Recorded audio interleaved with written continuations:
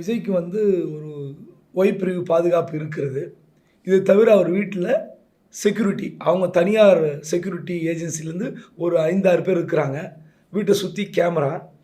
அதுக்கப்புறம் வந்து எங்கேயாவது ஒரு இடத்துல ஒரு சத்தம் கேட்டாலும் ஒரு பஸ்ஸர் மாதிரி சவுண்டு வர அளவுக்கு பாதுகாப்பு கருவிகள் பொருத்தப்பட்ட ஒரு வீடு.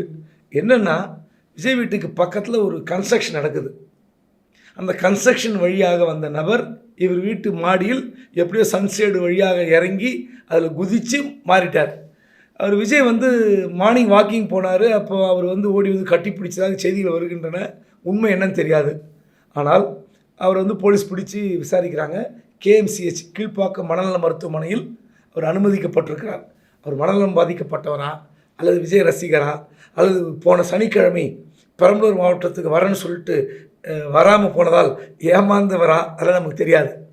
இது பாதுகாப்பு அம்சங்களில் வந்து எப்பவுமே லேப்ஸ் நடக்கும். இல்லை, இப்போ சில நேரங்களில் இந்த பாதுகாப்பு பெறுவதற்காக த்ரெட்டெல்லாம் வரும். அதுக்கப்புறம் அவங்களுக்கு பாதுகாப்பு அதிகப்படுத்துவாங்க. இது பல்வேறு அரசியல் கட்சி தலைவர்கள் நம்ம பார்த்துருக்குறோம். அந்த மாதிரியான முயற்சியாக கூட இருக்கலாம்.